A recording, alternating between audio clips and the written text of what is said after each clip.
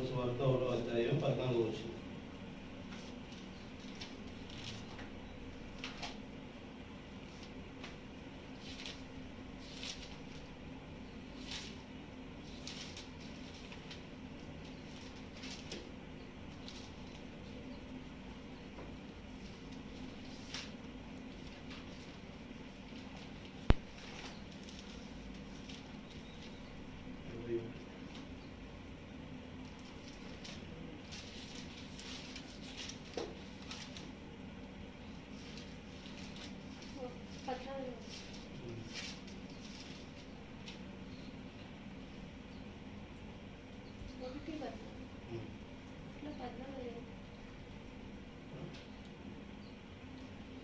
యోహాను సువార్త 1వ అధ్యాయము 14వ వచనం.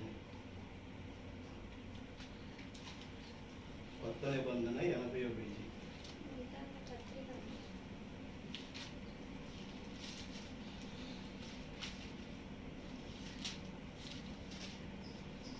ఆ వాక్యము శరీరధారి అయి కృపా సత్య సంపూర్ణముగా మన మధ్య నివసించెను. తండ్రి వలన కలిగిన అద్వితీయ కుమారుని మహిమ వలె మనము ఆయన మహిమను కనుగొంటిమి. హల్లెలూయా. ప్రార్థన చేసుకుంటాం. పరలోకమైన తండ్రి, పరిశుద్ధమైన తండ్రి, ప్రభువా అయిన యేసయ్య, మీకు వందనాలు చెల్లించుకుంటున్నాము తండ్రి. ప్రభా, ఇదిగో ఈ ఉదయ కాలమున ప్రభా మరి చదవబడినటువంటి లేఖనం ప్రభా వాక్యమును వివరించగలుగుతారని ప్రభా మనం వేడుకుంటున్నాం తండ్రి. ఈ వాక్యమును వివరించట ప్రభా మాకైతే ప్రభా పూర్తి జ్ఞానం లేనివారు, మమ్మల్ని మరుగున పెట్టి రంగం మీద మీదే ఉండి ప్రభా ఎవరి హృదయంతో ప్రభా మీరు హత్తుకోవాల్సి ఉన్నదో ప్రభా ఈరోజు ప్రభా ఎవరితో మీరు మాట్లాడటానికి నిశ్చయించుకున్నారో ప్రభా వారిని మీరు ప్రభా సమయత్నం చేయండి తండ్రి. వారి హృదయాన్ని ప్రభా మీదే వారి ప్రభా ఆక్రమించుకుని వారికి కావాల్సిన జ్ఞానాన్ని ప్రభా మీరే దయచేయడంతో కోరుకుంటూ సంఘమంతటితో మీరే మాట్లాడతారని ప్రభా యేసుక్రీస్తున్నాము అడిగి వేడుకుంటున్నాము తండ్రి. హల్లెలూయా. గత వారం మనం ఏం మాట్లాడుకున్నాం?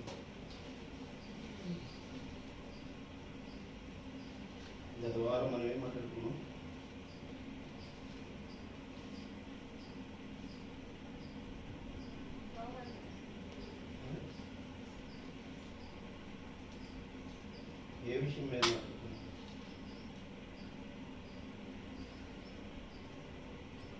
గుర్తులేదా? ఒక వారంలోనే మర్చిపోయాము. మరి జీవిత రహస్యాలు మనం ఏం గుర్తుపెట్టుకోగలుగుతాం? వారంలోనే మనం మన మధ్య తీసుకొచ్చినటువంటి వాక్యాన్ని మనం మర్చిపోతాం. జీవితం మొత్తం మన రహస్యాలు దేవుడు బయలుపాటు చేస్తే మనం గ్రహించగలిగే శక్తి ఉన్నదా? దాన్ని బట్టి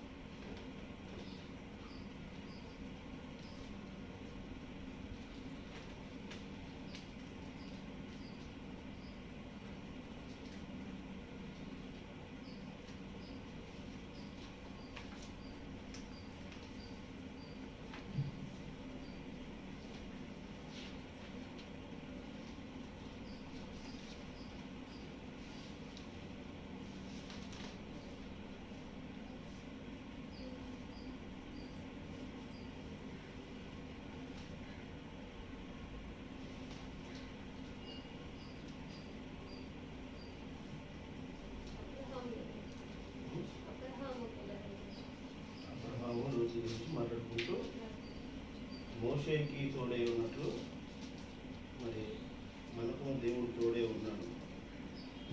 మోషేతో మాట్లాడిన దేవుడు ఈరోజు మనతో మాట్లాడేటువంటి దేవుడే ఉన్నాడని చెప్పి మనం మాట్లాడుకుంటూ వచ్చాం. మరి ఈరోజు గడిచిన వారంలోనే మాట్లాడటంలో ఉన్న విషయాన్ని మనం గుర్తించుకోకపోతే, దేవుడు సృష్టికి ముందు నీతో నాతో దేవుడు చెప్పిన విషయాన్ని గుర్తుపెట్టుకుంటావా? గుర్తుపెట్టుకుంటావా? ఏమన్నా పోయిన వారు ఏం చెప్పావు? ఖాళీగానే ఉంటావు కదా.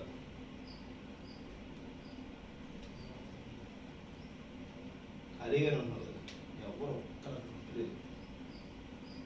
వారం రోజుల క్రితం చెప్పిందే ఒక్కడు కూడా కనీసం ఆ వీడియో రికార్డ్ అవుతుంది, ఆ వీడియో అప్లోడ్ అవుతుంది, అలా కనీసం దాంట్లో చూసుకున్నా సరే రివ్యూ చేసుకునే పరిస్థితి కూడా లేదు.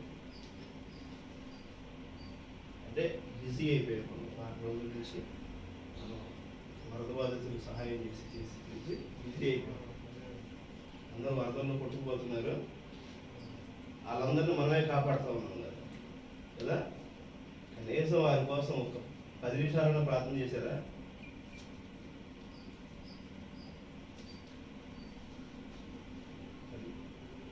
పరిస్థితి ఎలాగనో మనం తెలుసుకోవాల్సిన అవసరం ఉంది. ఆ వాక్యము శరీరధారి కృపా సత్య సంపూర్ణుడుగా మన మధ్య నివసించును. తండ్రి వలన కలిగిన అద్వితీయ కుమారుని మహిమ వలె మనము ఆయన మహిమను కలుగుంటుంది. దేవుడు హల్లెలూయా. ఇక్కడ ఏం చెప్తున్నాడు ఆయన దేవుడు?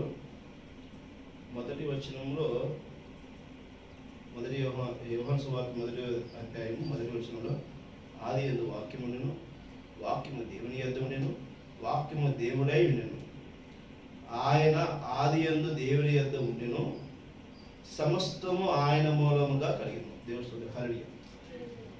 ఆది యందు వాక్యమే ఉంది, వాక్యము దేవుని యొద్ద ఉంది, వాక్యమే దేవుడాయను. దేవుడు హల్లెలూయా. అర్థమవుతుందా? ఆయన ఆది యందు దేవుని యొద్ద ఉండెను, సమస్తము ఆయన మూలముగా కలిగెను. 14వ వచనం చెబుతుంది, ఆ వాక్యము శరీరధారి అయ్యి కృపా సత్య సంపూర్ణుడగు మన మధ్య నివసించును. తండ్రి వలన కలిగిన అద్వితీయ కుమారుడిని మహిమ వలె మనము ఆయన మహిమ కలుగుతుంది. దేవుడు హల్లెలూయా. అర్థమవుతుందా? దేవుడు హల్లెలూయా. దేవుడు కనపడనటువంటి వ్యక్తి అయి ఉన్నాడు. దేవుడు హల్లెలూయా. దేవునికి ఒక స్వరూపం లేదు, ఒక వాసన లేదు. దేవుడు ఒక ఆకారి కలిగిన వాడు కాదు. అర్థమవుతుందా? దేవుడు హల్లెలూయా. ఆయన తనను కనబరుచుకున్నట్టు కోసము సృష్టిని ఏర్పాటు చేశాడు. ఈ సృష్టి మీద మనిషి జీవించడానికి కావలసినటువంటి వసతులు మొత్తం సమకూర్చుకుంటూ వచ్చాడు. దేవుడు హల్లెలూయా. అర్థమవుతుందా? ఇప్పుడు నువ్వు ఏదైనా ఒక బొమ్మ తయారు చేయాలనుకో, మొదటిగా ఏం చేస్తావు? బొమ్మ తయారు చేయాలంటే ఏం చేస్తావు? సామాగ్రి సమకూర్చుకోవాలి. ఆ సామాగ్రి ఎక్కడి నుంచి వచ్చింది? దేవుడు ఒక మట్టితో మన మనిషిని చేశాడు. ఒక మట్టి మరి రూపాన్ని, ఒక విగ్రహాన్ని తయారు చేయాలంటే, ఒక రూపాన్ని తీసుకురావడానికి, ఒక ఆకారాన్ని తీసుకురావడానికి ఆ మట్టి కావాలంటే, ఆ మట్టిని ముందుగా ఏం చేయాలి? ఆ మట్టిని తెచ్చుకోవాలి కదా. దేవుడు ఏం చేశాడు? మట్టిని తెచ్చాడు. హల్లెలూయా. మట్టి ఎక్కడ ఉంది? భూమి మీద ఉంది. ఈ భూమి మీద మట్టి రాకమునుపు,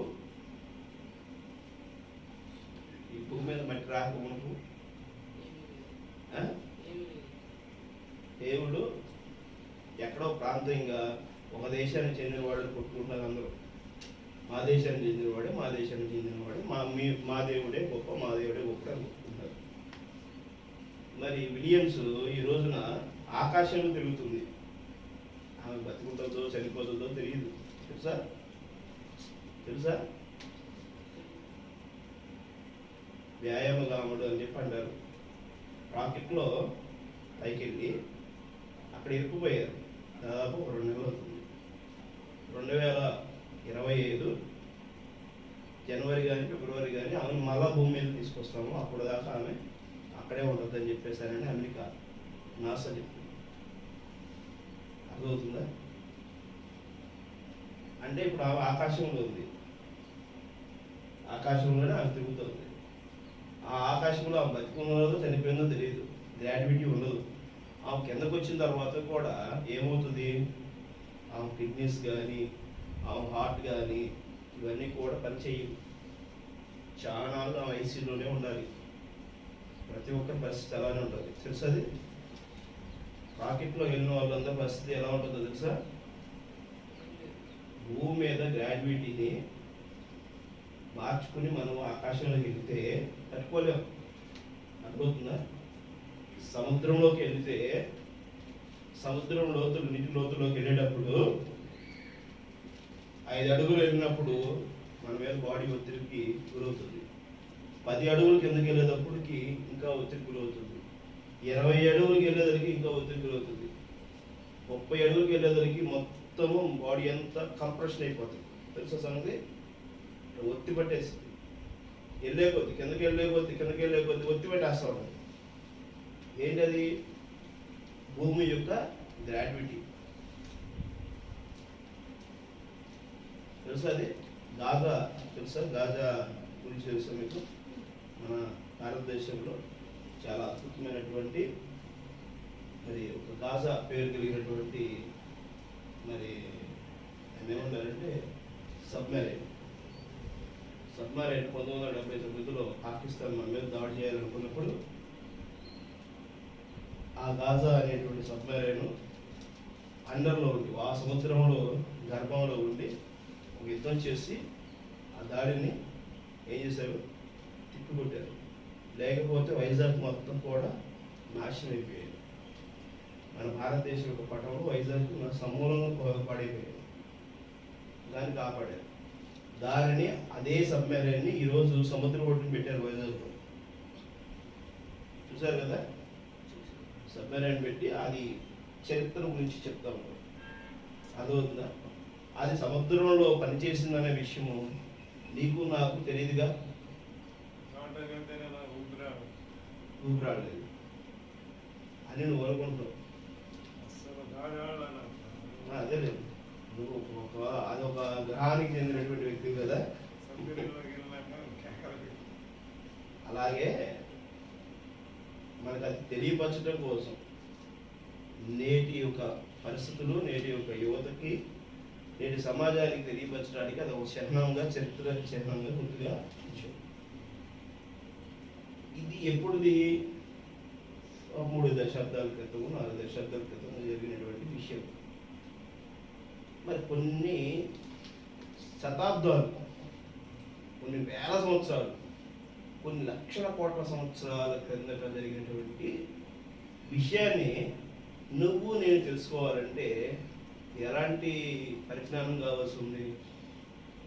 ఆ పరిజ్ఞానం లేకుండానే ఒక వ్యక్తి చెప్పినదో లేకపోతే మనం ఏదో భ్రమించుకునో మనము చూస్తే ఎలా ఉంటుంది? అర్థమవుతుందా? చరిత్ర పుటముల్లోకి మనం వెళ్ళి పరిస్థితులన్నింటినీ గమనించాలి. గమనించకుండా దేవుణ్ణి మనం నిర్ధారణ కాలేం. దేవుడు నీలో ఉంటాడు, నాలో ఉంటాడు. ఇది వాస్తవం. ఎందుకంటే నీలో జీవం ఉంది, నాలో జీవం ఉంది. నువ్వు బ్రతకటానికి కావలసిన జీవము ఏ మాదిరిగా వచ్చిందో నీకు తెలియదు. ఏ సైంటిస్ట్ చెప్పలేడు. ఓన్లీ బి. చనిపోయిన తర్వాత ఆ జీవం ఎలా వెళ్ళిపోతుందో కూడా ఎవరో పసిగట్టే పరిస్థితి కాదు. మన మనిషిలో ఉన్నది జీవం ఉంది కాబట్టి, ప్రాణం ఉంది కాబట్టి మనిషి ఆకారము మాట్లాడుతుంది. అర్థమవుతుందా? దేవసుద్రహరణీయ మనిషి యొక్క రూపము మాట్లాడుతుంది, చెబుతుంది, ఒక సాక్ష్యమై ఉన్నది. ఆమె మరి సర్వ సృష్టిలో మరి ఈ కాల్లో మట్టి ఉందా లేదా? ఉందా? దేవసుద్రహరణీయ ఇక్కడ గాలి ఉందా లేదా? ఉష్ణం ఉందా లేదా? నీరుందా లేదా? మరి ఇవి మన కంటికి కనబడట్లా. అర్థమవుతుందా? మన ముందు ఉన్నవి ఏంటనేది మన కంటికి కనపడట్లేదు. మన ముందు ఈ గాలిలో తేమ ఉంది, అదే వేడి ఉంది, మట్టి ఉంది, ధూళి ఉంది. మరి ఆ విధంగానే అన్నీ సమూలంగా ఉన్నవి, సమస్తము దీంట్లో ఉన్నవి. వీటినన్నిటినీ సమకూర్చడానికి, ఒక కేంద్రీకృతం అవడానికి ఒక శబ్దము పలకబడుతుంది. ఆ శబ్దం ఎక్కడి నుంచి పలకబడుతుంది? చూడండి, మీరు యూట్యూబ్లో కొట్టుకుని చూడండి. ఆకాశంలో శాటిలైట్స్ తిరిగేటప్పుడు ఎలాంటి శబ్దం వస్తుందో చూడండి. ఈ భూమి మీద చిన్న చిన్న శబ్దాలకు మనం భయపడతాం. మరి ఆ ఆకాశంలో వచ్చే శబ్దాలు భయంకరంగా ఉంటాయి తెలుసా? వింత శబ్దాలు వస్తూ ఉంటాయి. ఎందుకని? పీడనం, ఒత్తిడి గురిగా ఉంటాం, అలాంటి శబ్దాలు వస్తూ ఉంటాయి. మొదటిగా ప్రపంచము ఆ యొక్క అంతరిక్షంలో అంతటి కూడా, విశ్వం అంతటి కూడా వ్యాపించి ఉన్నది ఏంటి ఉన్నది? శబ్దమే ఉన్నది. శబ్దమే ఉన్నది, వాక్యమే ఉన్నది. ఆమె పలకబడిన మాటే ఉన్నది. ఆ మాటే ఆది యందు వాక్యముండును, వాక్యము దేవుని యొద్ద ఉండును, వాక్యమే దేవుడై ఉండును. అర్థమవుతుందా? శబ్దమే దేవుడై ఉన్నాడు. ఆ శబ్దము, ఆ వాక్యం అంటే ఏమవుతుంది చూడండి. అది ఎప్పుడు చెప్తున్నాడు చూడండి. భూమి మీద రాక మునుపునే దేవుడు ఆల్రెడీ మనకి విషయాన్ని చెప్పించున్నాడు. ఆ వాక్యమే శరీరధారి అయి, ఏంటంట, భూమి ముందు ఏమైంది? అసలు మొత్తం ఆది యందు వాక్యమే ఉంది. ఆ వాక్యము దేవుని యొద్ద ఉంది. ఆ వాక్యమే దేవుడు అయ్యుండును. ఆ వాక్యమే శరీరధారి అయి ఏమయ్యాడు? శరీరధారుడే. ఆ వాక్యమే, శబ్దమే శరీరధారి అయింది. ఇప్పుడు దేవుడు ఎక్కడున్నాడు? దేవుడు ఎక్కడున్నాడు? నీలో నాలోనూ దేవుడు ఉన్నాడు. దేవుడు ఆమె దేవుడు నీలోను నాలోనూ ఉన్నాడు. అయితే నువ్వు ఆరాధికుడు కాదు, నేను ఆరాధికుడు కాదు. అర్థమైందా? పలకబడిన మాట ఆరాధ్యం. నిన్ను నువ్వు గనపరుచుకోవటము శ్రేష్టత కాదు. ఎక్కడ కూడా ఏ గ్రంథంలో కూడా తను తాను ఎప్పుడు గొప్పగా ప్రకటించబడలేదు. కానీ ఈ బైబిల్ యందు మట్టికి నేనే దేవుణ్ణి అని చెప్పేసారని క్లియర్గా చెప్తున్నాడు దేవుడు. దేవుడు ఎవరైనా చెప్తున్న మాట శబ్దమే చెబుతుంది, మనిషి చెప్పలేదు. నేను తప్ప దేవుడు మరొకడు లేడు, రాడు, ఉండబోడు అని చెప్పేసారని చెప్తుంది ఎవరు? యెషయా గ్రంథంలో మాట్లాడబడుతుంది, మోషే గ్రంథంలో చెప్పబడుతుంది. మోషేకి దర్శనమిచ్చి మాట్లాడుతున్నప్పుడు ఆ అగ్నిస్తంభంలో నుంచి మాట్లాడుతుంది ఎవరు? నేనే దేవుణ్ణి అనేది ఒక స్వరమే, ఒక మాటే. అర్థమవుతుందా? ఆకారం కాదు. ఆకారం కలిగిన వారు ఎవరు కూడా తాను దేవుడుగా ప్రతిబింబించుకుంటే దేవుని యొక్క ప్రతిష్టతను, దేవుని యొక్క సార్వభౌమ అధికారాన్ని వారు దొంగిలించిన వారు అవుతున్నారు. అర్థమవుతుందా? ఒక మనిషి ఎప్పుడు కూడా ఆరాధ్యయోగ్యుడు కాదు. అది అహంతో కూడుకున్నటువంటి విషయం. అందుకని ప్రభువైన యేసుక్రీస్తు శరీరధారుడు అయ్యి ఆయన ఎక్కడైనా నేనే దేవుని అని చెప్పాడా? తన శిష్యులందరూ కూర్చోబెట్టుకుని చెప్తున్నాడు. ఏమని చెప్తున్నాడు? నా గురించి ఏమనుకుంటున్నారు ప్రజలు అని అన్నాడు. నువ్వే దేవుడు కుమారుడు అనుకుంటున్నారు, నువ్వే దేవుడు రాజు అనుకుంటున్నారు, నువ్వే రకరకాలుగా చెప్పారు. కానీ పేతురు ఇప్పుడు మాత్రం చెప్పాడు. ఏం చెప్పాడు? పేతురు ఏం చెప్పాడు? ఇదే విషయాన్ని కొన్ని వందల సార్లు చెప్పుకుంటాయి, ఇక్కడి నుంచి కూడా చెప్పుకుంటాడు. పేతురు ఏం చెప్పాడు? పేతురు అడిగితే ఏం చెప్పాడు దేవుడు? ఎవరికి ఆ బ్రెయిన్లో ఎవరికి వాక్యం జీవం కలిగి లేదు కదా కదా. ఏం చెప్పాడు పేతురు?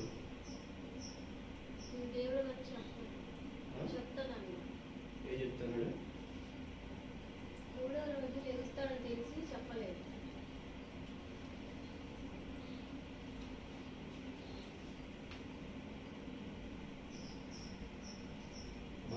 చెప్పేటప్పుడు చాలా జాగ్రత్తగా వినండి. టైం లేదు, మీకేం అర్థం కావట్లా. మొత్తం ఎక్కువ కూర్చుంటే ఇక్కడే కూర్చుంటారు. మీ ఇష్టం చెప్తున్నాను. పక్కన యుద్ధాలు భయంకరంగా జరుగుతున్నాయి.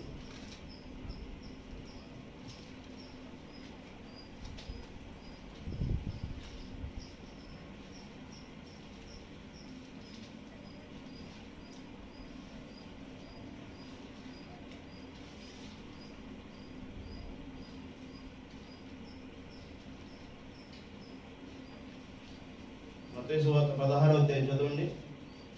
వాక్యం చదివించి చెప్తున్నా కూడా మీరు మళ్ళీ మర్చిపోతున్నారంటే వాక్యాన్ని తరచుగా చదవట్లేదు, వాక్యాన్ని బుర్రలో పెట్టుకోవట్లేదు, వాక్యాన్ని మనం కలిగి లేవు. వాక్యం మన దగ్గర లేకపోతే అక్కడ యోహాను సువార్త ఏం జరుగుతుంది?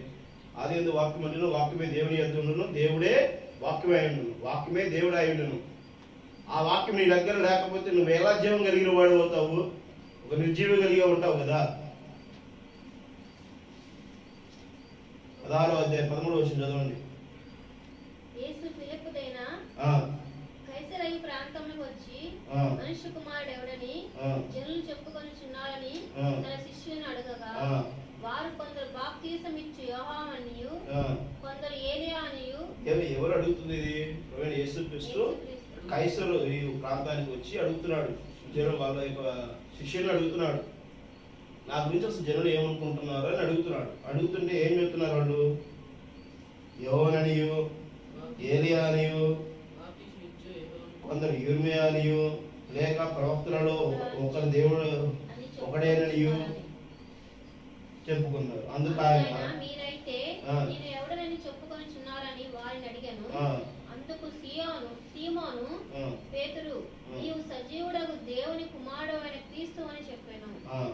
అందుకు యేసు సీమోను బర్యోనా, నీవు ధన్యుడవు. సీమోను బర్యోనా, నీవు ధన్యుడవు. పరలోకమందున్న నా తండ్రి ఈ సంగతి నీకు బయలుపరచినే గాని నరుడు నీకు బయలుపరచలేదు.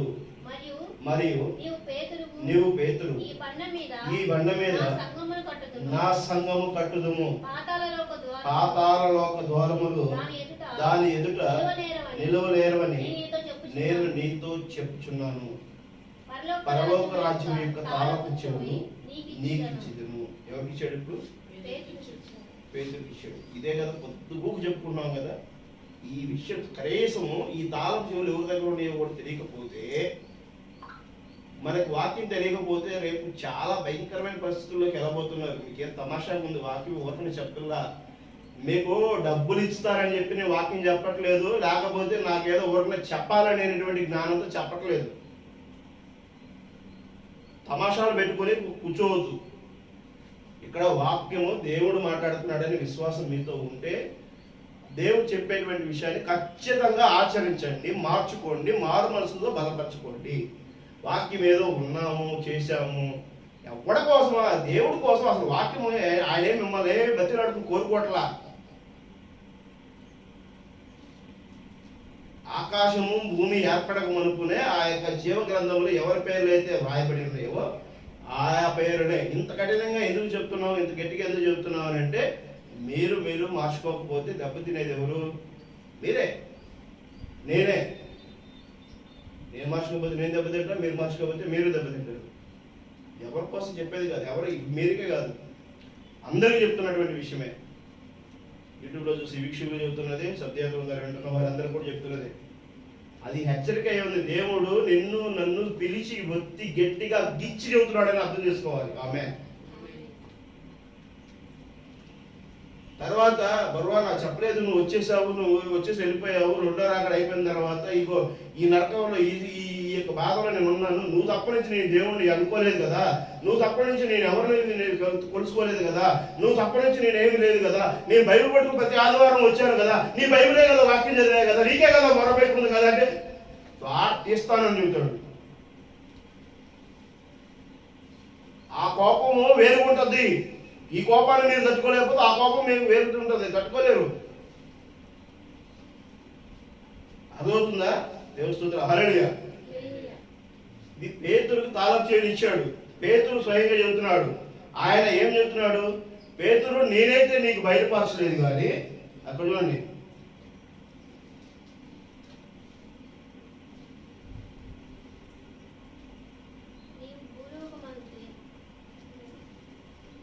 అందుకు యేసు సీమోను యోనా, నీవు ధన్యుడు, పరలోకమున్న నా తండ్రి ఈ సంగతి నీకు బయలుపరచలే గాని నరుడు నీకు బయలుపరచలేదు. ఏం చెబుతున్నాడు? నేనైతే నీకు బయలుపరచలేదు, నరుడు నీకు బయలుపరచలేదు, శరీరధారుడైనటువంటి వారు బయలుపరచలేదు, ఆ తండ్రి నీకు బయలుపరిచాడు. కాబట్టి నువ్వేమంటావు? లోకరక్షకుడైన యేసు క్రీస్తు నువ్వే అని చెప్పేసాను అనేది ఆయన గ్రహించగలిగాడు. ఈ రోజు సంఘము కూడా ఆ విధముగా ప్రభువైన యేసు క్రీస్తుని గుర్తించాలి, వర్తమానాన్ని గుర్తించాలి, జీవము కలిగిన వర్తమానాన్ని వెంబడించాలి. మీకేం తమాషాగా ఉందా చెప్తుంది? ఎక్కడ విషయం చెప్తుంది? కొన్ని లక్షల కోట్ల సంవత్సరాలు వెనకబడి ఉన్నటువంటి చరిత్ర మీకు తీసుకొచ్చి ఇప్పుడు చెబుతుంటే నిద్రపోతే ఏం చెప్తారు? అరే ఆకాశము భూమి ఏర్పడక మునుపు ఏ సంగతి ఏంటనేది చెప్తున్నాం. భూమి ఉన్నప్పుడు సంగతి కాదు, భూమి లేకముందు సంగతి చెబుతుంది. ఎంత హీనమైనటువంటి సమాజం అనుకున్నాము. మనకు అసలు ఇక్కడ విషయాలు తెలియవు, ఆ సమాజం గురించి ఏం తెలుస్తుంది? ఇది హెచ్చరిక. ఎంత హెచ్చరిక అంటే భయంకరమైనటువంటి హెచ్చరికలో ఉన్నాం. ఎందుకనంటే మొన్న వరద తుఫాను వచ్చేటప్పుడు వరదకి ఒక సూచిక హెచ్చరికలు జారీ చేశారు. 7వ ప్రమాద హెచ్చరిక, 6వ ప్రమాద హెచ్చరిక, 5వ ప్రమాద హెచ్చరిక, 3వ ప్రమాద హెచ్చరిక, 2వ ప్రమాద హెచ్చరిక, మొదటి ప్రమాద హెచ్చరిక. అర్థమవుతుందా? ఇప్పుడు వెళ్ళి మీరు చూడండి, నిజాంపట్నంలో హెచ్చరిక పోతే జెండా ఎగురుతూ ఉంటుంది. వాయుగుండము తుఫాను కలిగి ఉన్నది కాబట్టి హెచ్చరిక ఉంటుంది. అర్థమవుతుందా? ఇది హెచ్చరిక. ఇది ఏ స్థాయి హెచ్చరిక అనేది మీరు గమనించుకోవాలి. ఇది ఫైనల్ వార్నింగ్ లో ఉన్నాం మనం. ఈ ఫైనల్ వార్నింగ్ మనం గ్రహించుకోలేకపోతే ఏమవుతుంది?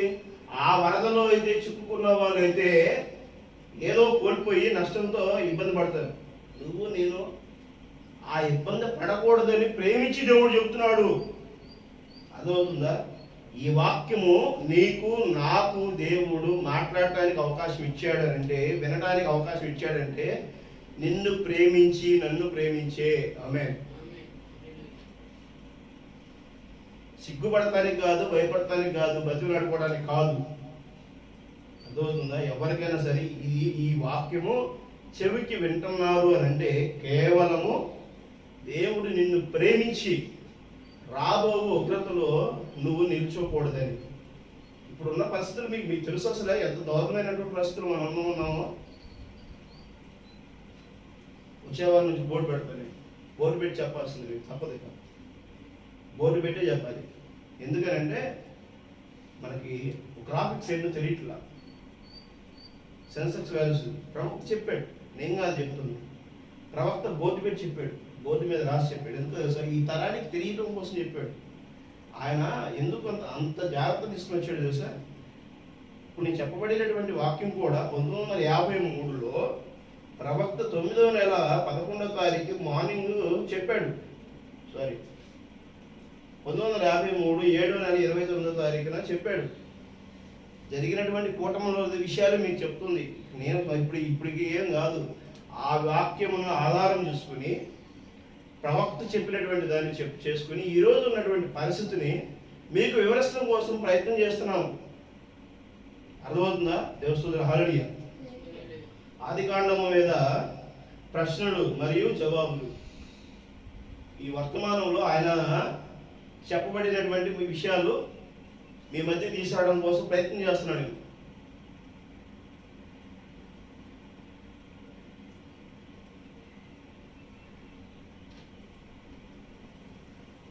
ఇప్పుడు నా యొక్క మనసులో ఒక అద్భుతమైన దృశ్యాన్ని పొంది ఉన్నాను. మీరు నాతో కలిసి కొద్ది దూరం ప్రయాణించగలరా? నేను ఇంతకు ముందే దీని గురించి మాట్లాడానని నమ్ముతున్నాను. కానీ ఆ స్థలాన్ని పొందటానికి, దాన్ని చూడటానికి నీవు నమ్మిక కలిగి ఉండవలసి ఉన్నది. దేవస్తుతుల హల్లెలూయా. అప్పుడు చిన్నగా ప్రయాణాన్ని ప్రారంభించి మరియు కొద్దిసేపు వెనుకకు అదికి వెళ్ళాము. ఆడికి వెళ్ళాము. ఇప్పుడు ఎంత వేడిగా ఉన్నది తలంచవద్దు. మనము దేనిని గురించి మాట్లాడుకుంటున్నాము సరిగ్గా దాని మీదనే మీ మనస్సును ఉంచి మరియు దాని గురించి ఇప్పుడు ఆలోచించండి. ప్రపంచం ఏదియో లేనప్పుడు, ఆ నక్షత్రము చంద్రుడు లేనటువంటి వరద 100 మిలియన్ సంవత్సరాలు వెనక్కి వెళదాం. ఇప్పుడు ఇక్కడ భూమి మీద ఏదీ లేనప్పుడు అది అక్కడ ఆ సమయము ఉన్నది. అది సమస్తము అంతయు నిత్యమై ఉన్నది మరియు ఎల్లప్పుడూ నిత్యము దేవుడే. ఆయన ఆదిలో అక్కడ ఉన్నాడు. అప్పుడు ఇక్కడ ఈ లోకము యొక్క అంచు నుండి బయటికి వచ్చి మరియు పైకి చూచి ఈ సంగతులను జరుగుట మనము చూద్దాము. హరి ప్రవక్త ఈ విధంగా చెప్పాడు. ఆయన చెప్పబడిన మాట మీకు నేను ఎంత వివరంగా తీసుకురావడం కోసం ప్రయత్నం చేస్తున్నాను, మీకు అర్థం అవడం కోసం. అర్థమవుతుందా? హరి ఆది యందు అసలు ఏమీ లేదు. మన యొక్క గాలిలో గాలి ఉంది, ఉష్ణం ఉంది, ధూళి ఉంది, దుమ్ము ఉంది, అన్ని రకాల ఉండేదన్నీ ఒక చోటకి సమకూర్చినప్పుడు అవి కేంద్రీకృతం అవుతున్నప్పుడు ఒక గ్రహం ఏర్పడుతుంది. ఆమె అర్థమవుతుందా? అర్థమైందా? ఒక నీటిలో చెత్త అంతా వేయండి. ఒక బకెట్లో తీసుకొని అది చెత్త వేయండి. ఒక పొల పెట్టి చుట్టూ తిప్పండి, గట్టిగా తిప్పండి. బాగా తిప్పి ఏమవుతుంది? ఆ చెత్త అంతా ఒక చోట చేరింది, ఒక కేంద్రంగా చేరుతుంది. అవి బలంగా చేరుకున్నప్పుడు ఏమవుతుంది? కంప్రెషన్ అయ్యి ఒక ఉండలాగా తయారవుతుంది. అర్థమవుతుందా? ఈ యొక్క గ్రహం ఏర్పడటానికి కూడా, శకలాలు ఏర్పడటానికి కూడా కారణం ఏంటంటే అదే సూర్యుడంతా ఒక భూమిలాగా ఉన్నటువంటిది కాదు. సూర్యుడి దగ్గర కొన్ని మండలాలు ఉన్నాయి, కొన్ని గ్రహాలు మండలాలు, ఇవన్నీ నిక్షిప్తమైనటువంటి అక్కడ ఒక చోట ఇవన్నీ వాటి చుట్టూరు తిరుగుతూ ఉన్నాయి. ఇక్కడ మన భూమి ఎట్లా తిరుగుతుందో సూర్యుడి చుట్టూరు అక్కడ గ్రహాలు కూడా తిరుగుతున్నాయి. ఇవన్నీ ఏమయ్యాయంటే అగ్నిగోళాలు అయి ఉన్నాయి, మండుతున్నవి అయ్యి ఉన్నాయి. ఎందుకు మండుతున్నాయి అంటే, ఎందుకు మండుతున్నాయి? చెయ్యి రాదు, రుద్దుకోండి, వేడొచ్చిద్దా? వచ్చిద్దా రాదు? ఒక చోటే దగ్గరంగా కొన్ని గ్రహాలు తిరుగుతున్నప్పుడు వేడి పుట్టిద్దా లేదా? పుట్టిద్దా? అందువల్ల అక్కడ అంత వేడి, అంత అగ్నిగోళాలు ఏర్పడుతుంది. ఆ అగ్నిగోళాల నుంచి వచ్చేటువంటి మంటల వలన ఆ కాంతి మనకు వెలుగు ప్రసరించబడుతుంది. కొన్నాళ్ళు ఏమవుతాయి? ఒక్కొక్కటి ఏమవుతుంది? అక్కడున్న మండలాలు, అక్కడున్న ఆ యొక్క భూగోళం, ఇప్పుడు మనకు భూగోళం అని పేరు, అక్కడ ఉన్నటువంటి ఆ యొక్క ముద్దలన్నీ కూడా ఏమవుతాయి?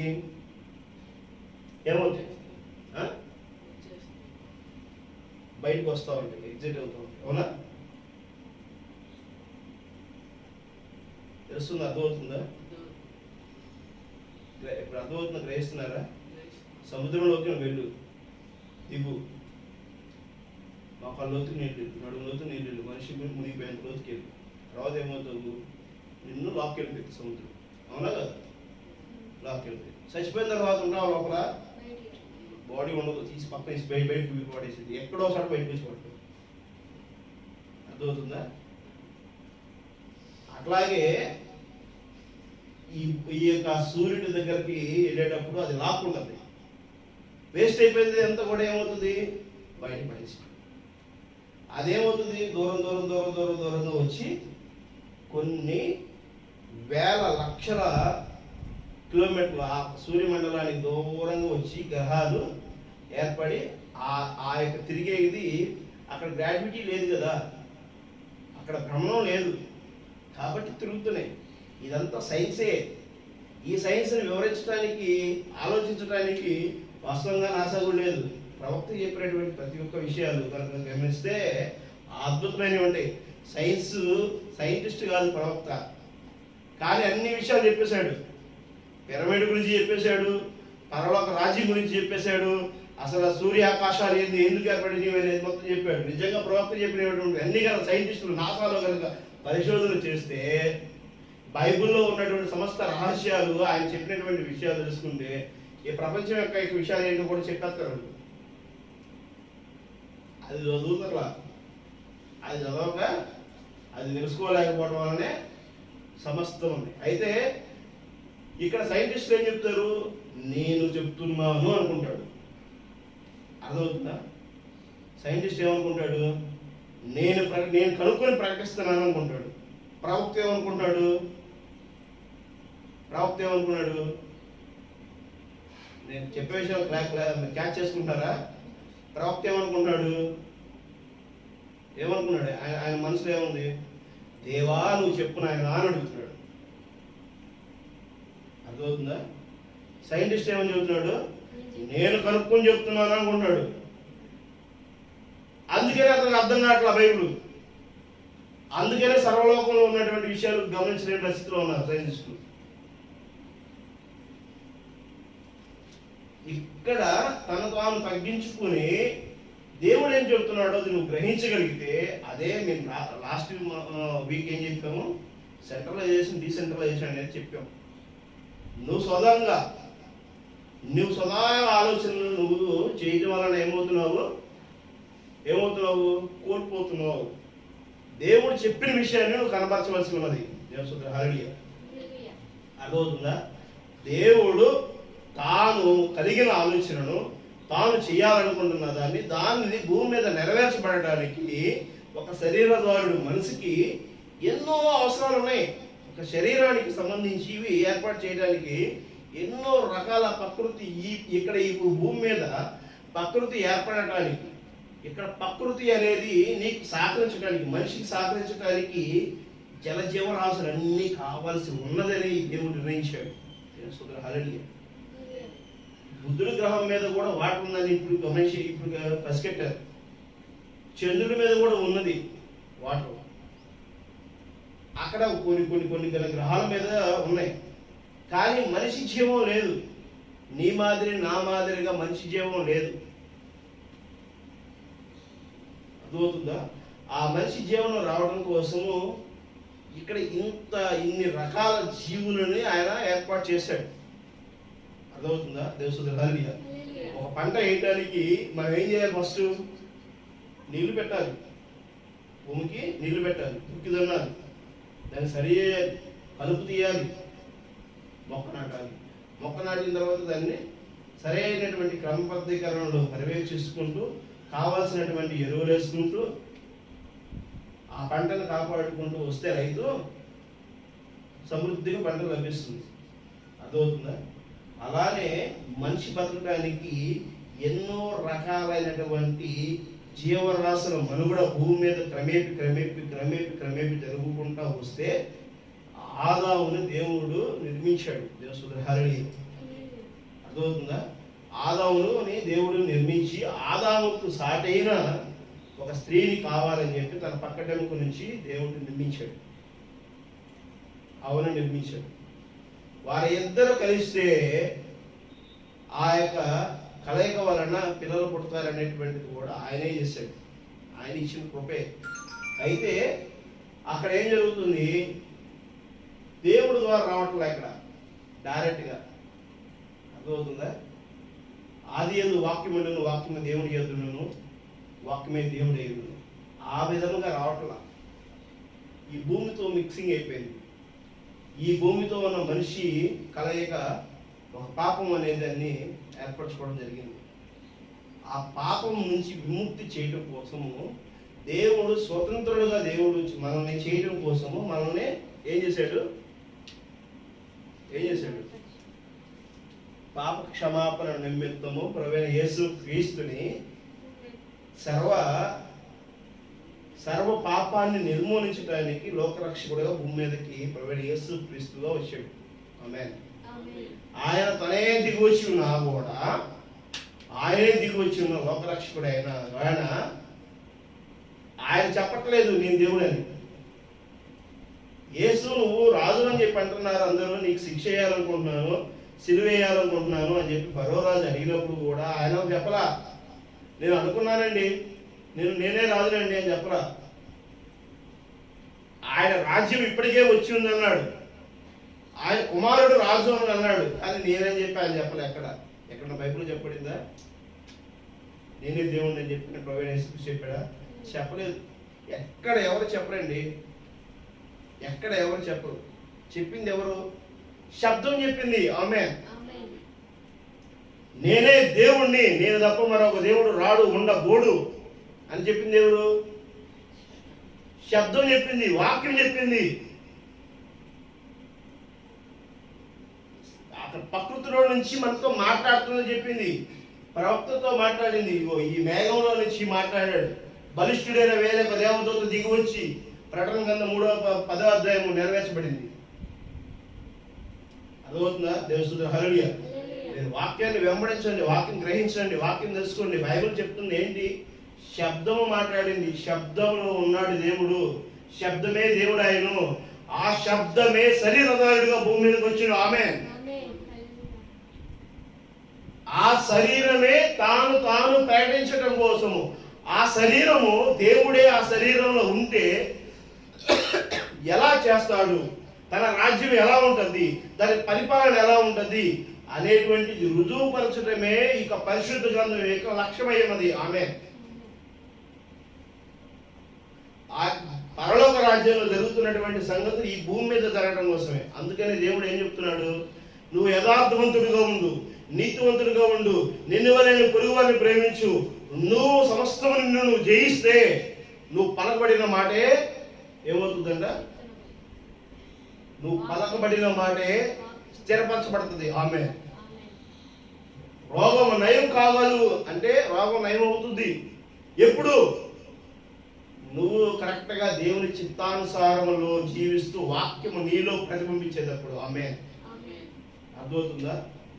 వరాలు రావటము వేరుగా రావటం వేరు, దేవుని శక్తి వేరు, దేవునికి లోబడి జీవించడం వేరు, దేవుని యొక్క చిత్తానుసారంగా ఉండటం వేరు. అందుకే సంఘమంతా ఒకే ప్రార్థన కలిగి ఉంటే సమస్తం సాధ్యమైంది. పౌలు నడుచుకుంటూ వెళ్తుంటే తన యొక్క అంగీలకు తగిలి స్వస్థపరుచుకున్న వారు ఉన్నారు. అవునా కాదు? ఆమె అవైన యేసు క్రీస్తు నడుస్తున్నప్పుడు కూడా ఆయన అంగీకి తగులుకుని ఒక వ్యభిచారి స్వస్థపరచబడింది. బహిష్టులు కలిగి ఉన్నటువంటి ఒక ఆమె స్వస్థపరచబడింది. ఎవరో నాకు కలిగారంటే తన శిష్యులు అన్నారు, ప్రభువా ఇంతమంది గుంపులో ఎవరు కలిగారని చెప్పండి. ఆమెకు అది ఉంది. దేవుని హల్లెలూయా. ఆమె స్వస్థత కావాలి. ప్రభువా నీ వలన నాకు స్వస్థత కలుగుతుంది, నీ వలన నేను జీవించగలుగుతున్నాను, నీ వలన నేను కృప పొంది ఉన్నాను, నీ వలన అనే విశ్వాసమును చూసావా? ఆ విశ్వాసము చొప్పునే నువ్వు సమస్తం పొందుకుంటావు. అంతేగాని పూజించడం వలన వేరే రకంగా చేయడం కాదు. విశ్వాసం వలనే నువ్వు దేవుడు నీ కృపను అందుకోగలుగుతున్నావు. అర్థమవుతుందా? ఆవగించేంత విశ్వాసం ఉండి నువ్వు రక్షించబడతావు. ఆమేన్ అని వాక్యం చెబుతుంది. ఆ విశ్వాసం నీకు కావాలి. వరణ కూర్చుంటే ప్రయోజనం ఏముంటుంది? నా దేవుడు నాకు అన్ని ఇవ్వగలుగుతాడు, నా దేవుడు అన్ని నాకు సమకూర్చబడుతున్నాడు, నా దేవుడు నాకు సమస్తం అందించగలుగుతాడు. నేను ఈ లోకంలో కాదు కానీ ఆ యొక్క రాజ్యంలో నీకు నేను వెళ్ళగలుగుతాను. దేవుని హల్లెలూయా. ఇక్కడ ఒక చిన్న విషయం చెప్తా. పొద్దున నేను తెల్లవారుజామున ఉదయకాలంలో చేసినప్పుడు ఒక వీడియో చూస్తుంటే ఒక వ్యక్తి చెప్తున్నాడు, ఒక వ్యక్తి కొంతమంది యువకులతో చర్చ జరుగుతుంటే అతను ఏం చెప్తున్నాడంటే, అతను అడుగుతున్నాడు, వాళ్ళు అడుగుతున్నారు, ఒక అమ్మాయి అడుగుతుంది, అయ్యా దేవుడు అక్కడ ఇక్కడ ఉన్నారంటారు, ఎక్కడైనా ఉన్నాడు కదా, భూమి అంతటా ఉన్నాడు కదా, ఒక చోటకే గుడికో దేవాలయానికో ఒక ప్రార్థనా మందిరానికో వెళ్ళి అక్కడే ఎందుకు చెయ్యాలి, దేవుని ఆరాధించాలి, పూజించాలి అని చెప్పేసి అడిగినప్పుడు ఆయన చెప్తున్నాడు, అయ్యా నువ్వు కరెక్టే, నువ్వు అడిగిన ప్రశ్న చాలా అద్భుతమైనటువంటి మాటే. సమస్తము గాలి ఉందా లేదా? ఉంది కదా. సమస్తం అంతా గాలి ఉందా లేదా? ఉంది. నీకు సైకిల్ టైర్ పంచర్ పెడతామో, సైకిల్ టైర్ గాలి కొట్టించుకోవడానికో, లేదా వెహికల్కో, లేదా ఏదైనా గాలి కొట్టించాలంటే నువ్వు ఎక్కడికి వెళ్తావు? గాలి ఉంది కదా అన్ని చోట్ల, ఇలా తీసేసి ఇలా పెట్టుకుంటావా? పెట్టుకోలేవు కదా. గాలి పంపు కొట్టేవారి దగ్గరికి వెళ్ళి నువ్వు గాలి పంపు కొట్టించుకోవాల్సింది. అక్కడ ఒక కేంద్రం ఉంది, అక్కడ ఒక వస్తువు ఉంది, అక్కడ ఉన్నటువంటి సామాగ్రితోనే నీకు ఆ పంచర్ వేసి గాలి కొట్టించాల్సిన పరిస్థితే ఉంది. అంతేగాని ఎక్కడ పడితే అక్కడ చేయరు కదా.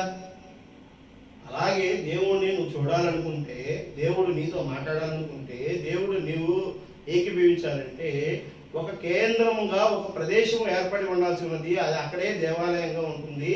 అక్కడ మీరుండి చూసుకోవాల్సి వస్తుంది అని చెప్పేసాను అని అతను ఒక స్థాయిలో విషయం చెప్పాడు. మరి ఇక్కడ నువ్వేం చేయాలి? నిజంగా దేవుని మనం కలిగి ఉండాలంటే ఏం చేయాలి? నువ్వు ఒక విశ్వాసంతో నీ దేహంలో దేవుడే ఉన్నాడు అనే విశ్వాసంలో బైబిల్ ఏం చెబుతుందంటే, నీ దేహంలో దేవుడే ఉన్నాడని, నీ దేహమే ఆలయమై ఉన్నది అని, నీ దేవుడి యొక్క ఆలయంకి నువ్వు శరీరధారుడిగా ఉన్నదానికి నువ్వు ప్రతిష్ఠించి ఉంటే నువ్వు ఏ పొరపాటు చేయకూడదు కదా. చేయొచ్చాను. దేవునికి సాదృశ్యంగా ఉన్నప్పుడు, ఒక సాక్షిగా ఉన్నప్పుడు, ఒక ప్రతినిధిగా ఉన్నప్పుడు, ఒక స్వరూప మార్గంగా ఉన్నప్పుడు నువ్వేం చేయాలి? యథార్థంగా ఉండాలి, నీతిగా ఉండాలి, నిన్ను నువ్వు సరి చేసుకునేవాడిగా ఉండాలి. నీకు కలిగినటువంటి ప్రతి ఒక్క వాంఛను నువ్వు అనవదొక్కుని దేవునికి సాదృశ్యంగా నువ్వు జీవించాలనేటువంటి చెప్తున్నటువంటి విషయమే బైబిల్ అయినది. ఆమేన్. అర్థమవుతుందా?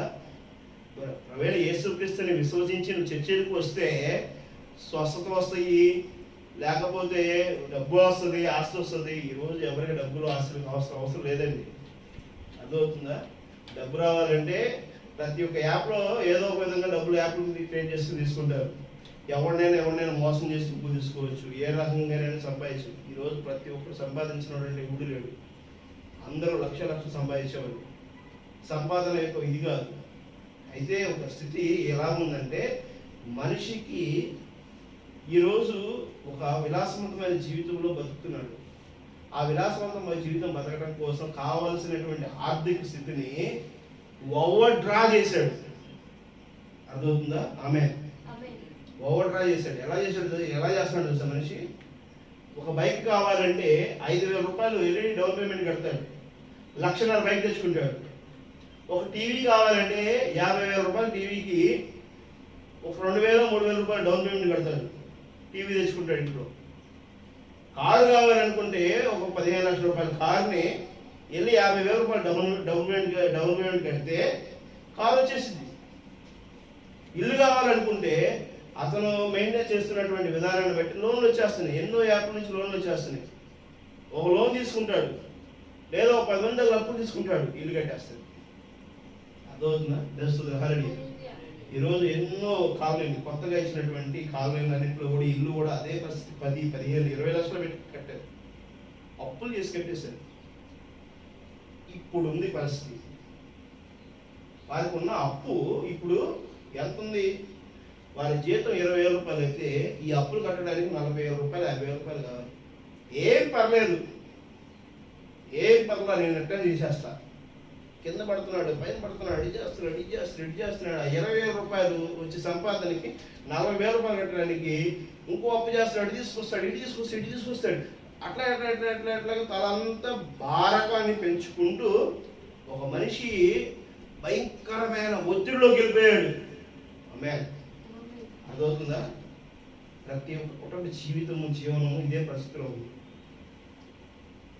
కరోనా ఒక దెబ్బేసి, అరే మీరు మీ స్థాయికి తగినట్టుగా పొదుపులని మీరు కలిగి లేకపోతే నష్టపోతారు, మీరు డ్రాప్ అవ్వండి అని చెప్పేసారని కరోనా ఒక 2 నెలలు ఆపి మరీ చూపించినా కూడా మనుషులు ఆ ఈఎంఐ సిస్టమ్స్ మార్చుకోవాలా. ఇంకా పెరిగిపోయింది.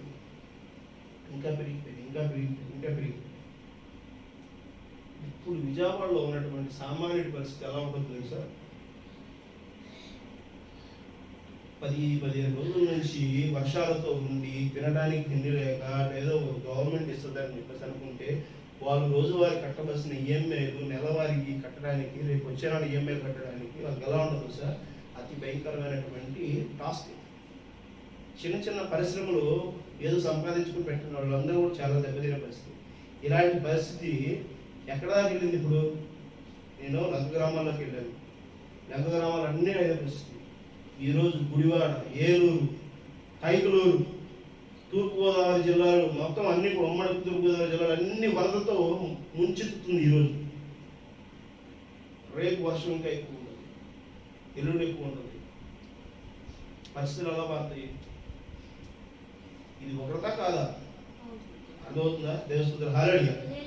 నిజంగా దేవుణ్ణి గ్రహించలేనటువంటి పరిస్థితిలో ఈ రోజు నిలబడి ఉంటే ప్రకృతి నుంచి వచ్చేటువంటి ఉగ్రత మనము నాశనం అయిపోతా ఉన్నారు. ఆ ప్రకృతిలో ఎవరున్నారు?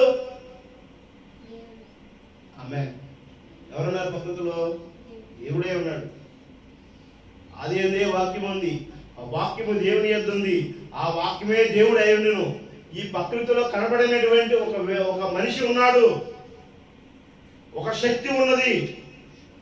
ఆ జీవమే మనిషి రూపంలో వచ్చింది. ఆ మనిషి ఎలా బతకాలనుకున్నాడు? ఈ ప్రకృతి మీద. మొదటి యోహాను చూడండి, మొదటి యోహాను 5వ అధ్యాయము 12, 13, 14 వచ్చాడు.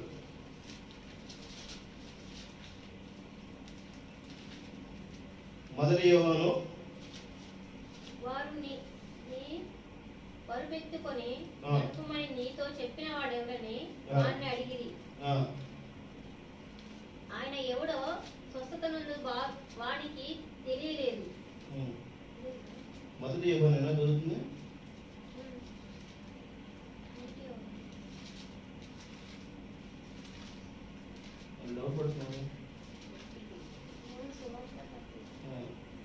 మొదటి యోహాను 5వ అధ్యాయము 12, 13 వచనం, 14 వచనం. దేవుని కుమారుని అంగీకరించేవాడు చీమ గలవాడు. ఉత్తర 223, 24. మొదటి యోహాను పత్రిక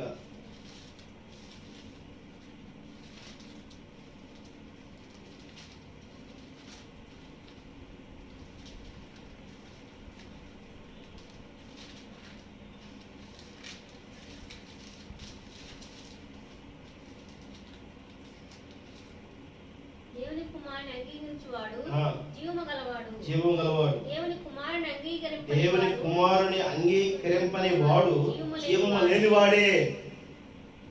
దేవుని కుమారుని ఏంటంట ఇక్కడ చూడండి, దేవుని కుమారుని అంగీకరించిన వాడు దేవుడు జీవం గలవాడే. జీవం కలిగిన వాడు దేవుని కుమారుని అంగీకరిస్తాడు. ఎందుకో తెలుసా? దేవుడు కుమారుడు దేవుని యొక్క రాజ్య స్థాపన భూమి మీద నెరవేర్చబడే విధంగానే శరీరధారుడిగా ఆయన మన మధ్యకి వచ్చి ఉన్నాడు. ఆమేన్.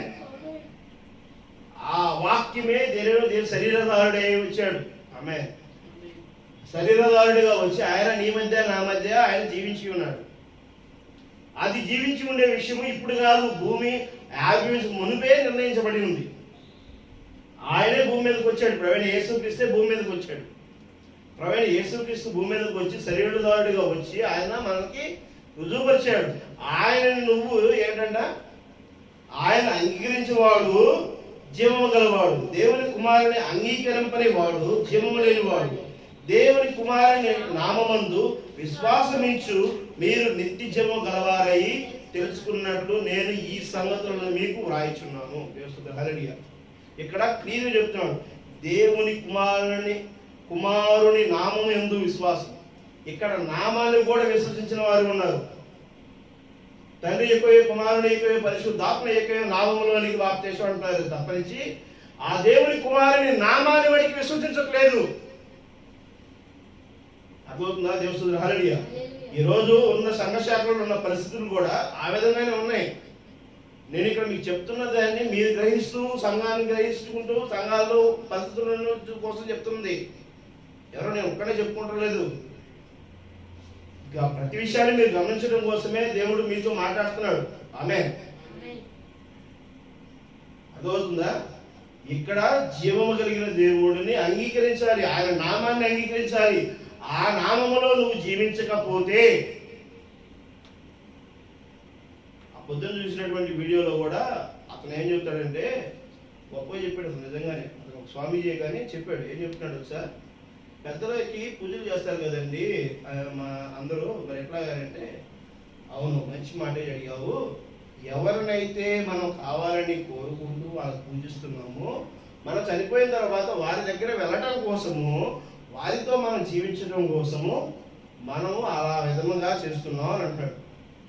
అయితే నాయందు ఆత్మస్వరూపమైనటువంటి నాయందు విశ్వాసం ఉంచిన వారు ఆత్మస్వరూపులని మరి కలిగి ఉంటారు. దాన్ని ఆరాధిస్తారు. ఆరాధిస్తే ఆత్మస్వరూపమైనటువంటి ఆ స్థానానికి వెళ్తే మళ్ళా జన్మ ఉండదు. కానీ వీర్యకి వెళ్తే ఏది మీ పితరులను కనుక కోరుకుంటూ మీ పితరులకు ఆరాధించుకుంటూ ఉంటే మళ్ళా మీకు జన్మ వస్తుంది అని చెప్పాడు. అది తెలుసు. మరి ఎంత తెలిసి ఎంత జ్ఞానము పండితం ఉంది చెప్పాడో కానీ అది వాస్తవం. ఇక్కడ దేవుడు ఏం చెప్తున్నాడు? ప్రభువైన యేసు క్రీస్తు నామములో నువ్వు బాప్తిసం తీసుకుని ఆయన యందు విశ్వాసం ఉంచి ఆయనే లోక రక్షకుడు అని నువ్వు వెళితే ఎక్కడికి వెళ్తున్నావు? పేతురు తాళపు చెవులు తీసుకుని ఆ పరలోక రాజ్యానికి వెళ్తున్నావు. ఆమె ఆ పరలోక రాజ్య సంగతులను గ్రహించగలుగుతున్నావు. ఆ పరలోక రాజ్యము ఈ ప్రకృతి ఎంత, సర్వసృష్టి ఎంత, ఎందుకు ఏర్పడబడింది, ఆయన ఎందుకు చేయగలుగుతున్నాడు అనేటువంటి విషయాన్ని నువ్వు గ్రహించగలుగుతున్నావు. ఆ గ్రహించిన విషయాన్ని నువ్వు ఈ భూమి మీద స్థాపించబడతావు. ఆమేన్. నువ్వును నేను ఈ భూమి మీద స్థాపించబడేటువంటి పరిస్థితి వస్తున్నప్పుడు ఆ పరలోక రాజ్యం ఈ భూమి మీద ఇప్పటికే నెరవేర్చబడిన ఉంది అని చెప్పేసారని కూడా యేసుక్రీస్తు చెప్పాడు. అర్థమవుతుందా? దేవస్తుల హల్లెలూయా. ఆ భూమి మీద ఏర్పరచబడటం కోసమే దేవుడు మనకి అవకాశం ఇచ్చాడు. ఆ పరలోక రాజ్య సంగతులు ఈ భూమి మీద నెరవేర్చబడాలి. ఆ యొక్క తరం రాబోతుంది, ఆ యొక్క యుగం రాబోతుంది. ఆ యొక్క 1000 ఏళ్ల పాలన ఈ భూమి మీద జరగవలసి ఉన్నది. ఆ 1000 ఏళ్ల పాలన జరగటం కోసము నిన్ను నన్ను దేవుడు ఏర్పరచుకుని ఆ వధువుగా స్థిరపరిచితే ఆయన పెళ్లి కుమారుడిని కొనియాడతాడు. మధ్య ఆకాశానికి వెళ్ళి భోజనం చేసేటప్పుడు ఈ భూమి మీద ఒక భయంకరమైనటువంటి దినాలు జరగబోతున్నది. సంక్షోభమైనటువంటి పరిస్థితులు ఎదుర్కోబోతాయి. అలాంటి సమయంలో నువ్వు ఉండకూడదు అని చెప్పి ప్రేమించి నీతో దేవుడు మాట్లాడుతున్నాడు. అందరినీ రక్షించడం కోసం ఆయన మాట్లాడుతున్నాడు. అందరిని ప్రేమించడం కోసం ఆయన మాట్లాడుతున్నాడు. అందరినీ ఆయనతో కొనియాడుకుని పోవాలని నాకు మాట్లాడుతున్నాడు. ఎందుకంటే నీకు నాకు ఉన్నది ఆ యొక్క పరిశుద్ధాత్మే. ఆమేన్. ఆ నిత్య జీవాన్ని రక్షించడం కోసమే ఆయన నీతో నాతో మాట్లాడడం కోసం ప్రయాసపడుతున్నాడు. ఎవరిని ఆయన వదులుకోవడం కోసము సిద్ధంగా లేడు. ఆయన నీతో నాతోనూ ఆయన పైన అవ్వాలనే ఉద్దేశంతోనే ఆయన రాకడ ఆలస్యం చేస్తున్నాడు. రాజుగారు వస్తున్నాడు, రాజుగారు వస్తున్నాడు, రాజుగారు వస్తున్నాడు రెండు ఎందుకు చెప్తున్నాడు? కొంతమంది లెగిసి లేవకుండా ఉంటారు, ఇంకా లెగవాలి, వాళ్ళు ఇంకా లెగవాలి, లేచేదాకా ఉందామని చెప్పేసి ఆయన వెయిట్ చేస్తున్నాడు, సిద్ధపాటు చేస్తున్నాడు. నీ హృదయాన్ని నా హృదయాన్ని ఆయన వైపు తిప్పుకునడం కోసమే ఆయన ఆశీర్వచనాన్ని మన మధ్యకి రావడం కోసమే, నిన్ను నన్ను శ్రమంలో తొయ్యకుండా ఉండటం కోసమే, నువ్వు నేను బాధపడటము చూడటం ఆయనకి ఇష్టం లేకే ఆయన రాకడ ఆలస్యం అవుతూ వస్తుంది. ఆమేన్. ఇంకా ఆలస్యం అవుతుంది అని చెప్పేసి నువ్వు లేట్ చేస్తే ఆయనైతే ఆకపోవచ్చు. ఇచ్చిన సమయం ఇస్తాడు, వచ్చేస్తాడు. దోస్తులు హల్లెలూయా. ఇజ్రాయెల్ దేశంలో యూదులందరూ బాధపడుతున్నప్పుడు మోషేని పంపించాడు. ఎన్నాళ్ళు పంపించాడు తెలుసా? 410 సంవత్సరాలు పంపించాడు. శాపగ్రస్తులైన తర్వాత నీ కొరకు నా కొరకు దేవుడు రక్షించడం కోసము ఆయన మరి ఆ యొక్క ఇజ్రాయేలు అక్కడ ఆయన సిలువ వేసినప్పుడు తూర్పు దిక్కున, దక్షిణ దిక్కున, పడమర దిక్కున, ఉత్తర దిక్కున వెళ్ళి సువార్త చేయండి, మీకు చెప్పిన సంగతులు చెప్పండి అన్నప్పుడు ఆయన ప్రపంచ నలుమూలకి ఆయనకు శిష్యులు వచ్చినప్పుడు భారతదేశానికి తోమా వచ్చాడు. తోమా రాక మునుపున సువార్త లేదు. ప్రభువైన యేసుక్రీస్తు ఇక్కడ లేడు. ప్రభువైన యేసుక్రీస్తు గురించి లేదు. ఆ లోక రక్షకుడు చెప్పిన సంగతులు ఇక్కడ తెలియవు, భారతదేశంలో తెలియవు. ఎక్కడ ఒక రాజ్యాలే ఉన్నవి. ఎక్కడ రాజ్యాలు ఉన్న దాంట్లో నిన్ను నన్ను వాడుకునే రాజ్యమే పరిపాలన జరుగుతుంది. కానీ ఇక్కడ ఏమి లేవు. దేవస్తుల హల్లెలూయా. బ్రిటిష్ వారు కాదు సువార్త తీసుకొచ్చింది, బ్రిటిష్ వాళ్ళు కాదు ఈ యొక్క పరిశుద్ధ గ్రంథం తీసుకొచ్చి క్రైస్తవ్యాన్ని తీసుకొచ్చింది. క్రైస్తవ్యము మతం కాదు, బైబిల్ చెప్పబడేటువంటి పరిశుద్ధ గ్రంథము నిన్ను నన్ను దేవుడు తన స్వరూపం చొప్పున జీవం ఇచ్చాడు. ఆ జీవానికి ఎలాంటి ప్రాముఖ్యత ఉన్నది, ఆయన రాజ్యం ఏంటి అనేటువంటి విషయాలను మనం బయలుపాటు చేయడమే పరిశుద్ధ గ్రంథం యొక్క ఉద్దేశమైనది. ఆమేన్. ఆ సర్వ సత్యాన్ని చెప్పడానికే తోమా గారు మన భారతదేశానికి వచ్చాడు. ఆయన నీకు నాకు చెప్పిన తర్వాత ఆయన 7 దూతలతో 7 సంఘకాలాలలో 7 పరిణామాలలో సువార్త పర్యటించుకుంటూ వచ్చాడు. ఆమేన్. ప్రభువైన యేసుక్రీస్తు నిన్న నేడు నిరంతరం ఏకరీతిలో ఉన్న దేవుడు ఎఫెసులు, Smyrna, Pergamum, Thyatira, Sardis, Philadelphia, Laodicea సంఘ కాలాలలో 7 దూతలతో 7 పరిణామాల్లో విశ్వాసము, సద్గుణము, జ్ఞానము, ఆశా నిగ్రహము, సహనము, దైవభక్తి, సహోదరుని ప్రేమ, ఈ 7 అంశాలను ఆయన బోధించుకుంటూ వచ్చి పరిపూర్ణుడిగా ఈరోజు శిరస్సు పెరుగుతుంది. ఆమె సంఘానికి శిరస్సు అయినటువంటి ప్రవీణ యేసుక్రీస్తు రెండో రాకడ ఇప్పుడు జరగబోతుంది. లవొదికయ సంఘ కాలం నుంచి మనం బయటకు వచ్చామని ప్రవక్త క్లియర్ చెప్తున్నాడు. ఆమె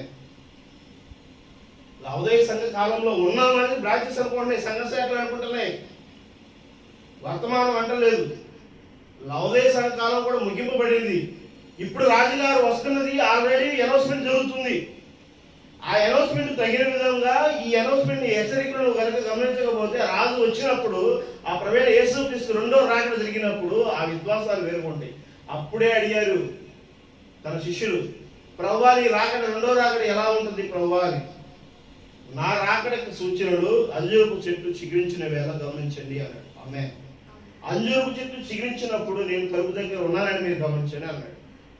అంజూరపు చెట్టు అంటేనే తన యొక్క వారసులైనటువంటి లేవీయులు, యూదులు, ఇజ్రాయేలీయులు.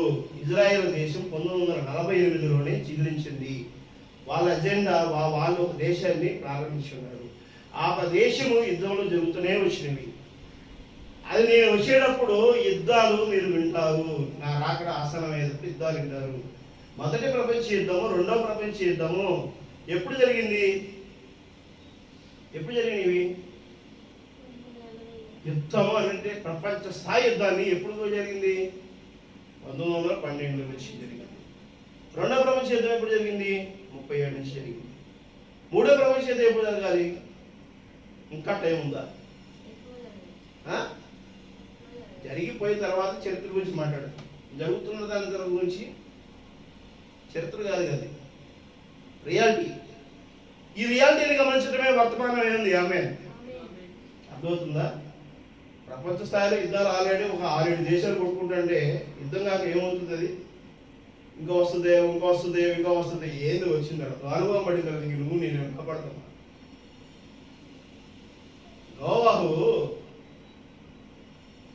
మొదటి వర్షం పడుతుంది ఈ ప్రపంచాన్ని మొత్తాన్ని కూడా తుడిచిపెట్టిపోతుంది అని చెప్పి 120 సంవత్సరాలు సువార్త ప్రకటించాడు. ఆమె నోవాహు 120 సంవత్సరాలు చెప్పాడు. నోవాహు చెప్తుంటే అరే పిచ్చోడు ఏదో పొద్దు వర్షం పడిద్ది అంటాడు, వర్షం ఏంటిది నిజం చెప్పేది? అంత భయంకరమైన వర్షం వచ్చిందా? అంత భయంకరమైన వర్షం ఎందుకు వచ్చింది? దేశాలు కొట్టుకుపోతే అంటాడు, ఏంది పిచ్చోళ్ళ చెబుతున్నాడు అని అన్నారు. ఆ మొదటి చుక్క పడేటప్పుడే ఆయన దేవుడు చెప్పినటువంటి తయారు చేయబడినటువంటి ఆ పడవలోకి వెళ్ళిపోయాడు. ఆమె తన కుటుంబంతో పాటు వెళ్ళిపోయాడు. ఆయన చెప్పబడిన విధముగానే ఈ కాలపు ప్రవక్త చెబుతున్న దాన్ని ఆ రక్షణలోకి వెళ్ళవలసినది. ఆమె ఆ ప్రవీణ యేసుక్రీస్తు నామం అనే రక్షణలోనికి వెళ్ళబోతుంది వధువు. నువ్వు నేను ఆ విధంగా ఆ ప్రవీణ యేసుక్రీస్తు నామములో రక్షణలోకి ఆ పడవలోకి వెళ్ళినప్పుడు ఆ మొదటి చినుకు పడక మునుపునే ఏ విధముగా నోవాహు ఆ పడవలోకి వెళ్ళాడో మొదటి అనుభవం పడక మునుపునే మనం ఆ రక్షణలోకి వెళ్ళవలసినది. ఆమేన్. ఆ రక్షణలో మనం ఉన్నప్పుడు మనం ఎలా ఉంటాము? పరిశుద్ధ గ్రంథం ఏం చెబుతుంది? నిన్ను డబ్బు సంపాదించుకోమని చెబుతుందా?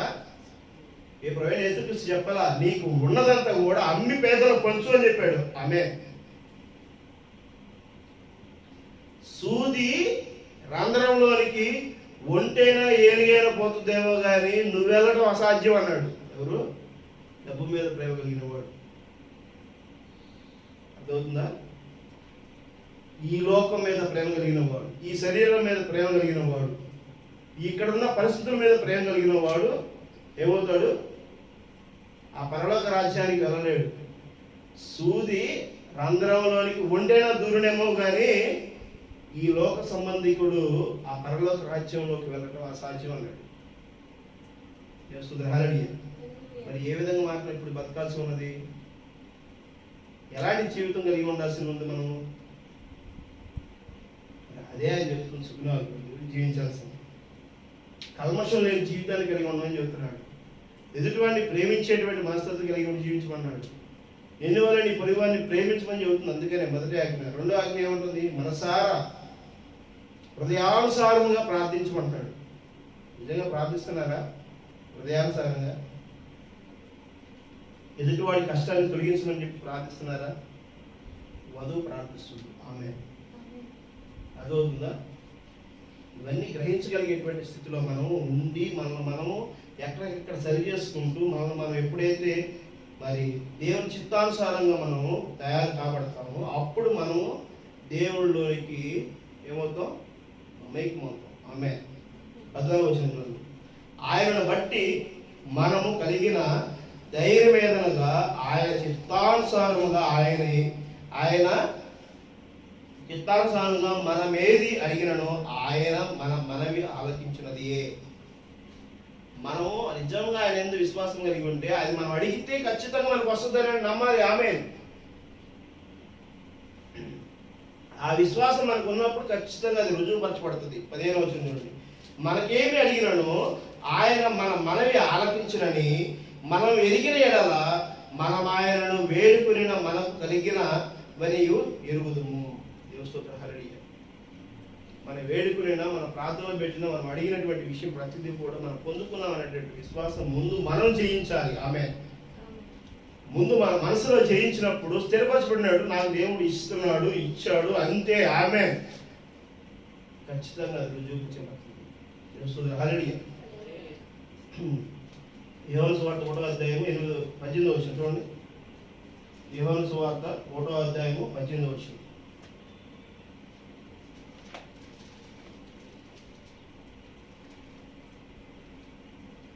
ఎవడును ఎప్పుడైనాను దేవుని చూడలేదు.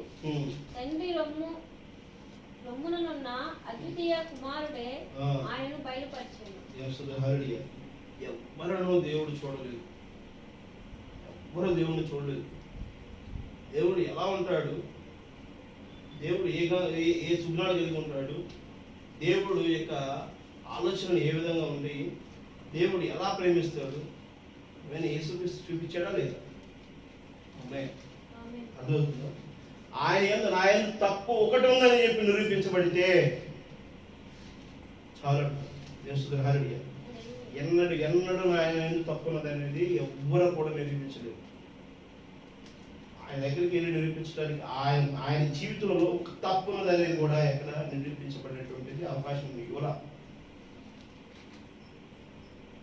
ఆయన ఎక్కడున్నాడంట? దేవుని యొక్క రోముని ఆనుకున్నటువంటి వాడే ఉన్నాడు. ఆమేన్. ఆయన తన కుమారుడై ఉన్నాడు. ఆమేన్. ఆయనే శరీరధారుడిగా మన మధ్యకి వచ్చి ఉన్నాడు. హల్లెలూయా. యోహాను సువార్త 4వ అధ్యాయం 14-18వ వచనం చూడండి. నీవు 5గురు పెనిమిటిల్లురి, ఇప్పుడు ఉన్నవాడు నీ పెనిమిటి కాడు, సత్యమే చెప్పితవనెను. అప్పుడు ఆ స్త్రీ, అయ్యా, నీవు ప్రవక్తవని గ్రహించుచున్నాను. మా పితరుల ఈ పర్వతమందు ఆరాధించిరి కానీ ఆరాధింపవలసిన స్థలము యెరూషలేములో ఉన్నదని. నీకు 5గురు పెనిమిట్లు ఉన్నారు, ఇప్పుడు ఉన్నవాడు నీ పెనిమిటి కాడు అని సత్యమే చెప్తివి అని. ఇప్పుడు ఉన్నవాటిని నువ్వు దేవుడిని అని గ్రహించగలుగుతున్నావా? ఇది సత్యమా కాదా? హల్లెలూయా. యోహాను సువార్త 17వ అధ్యాయము 5వ వచనం.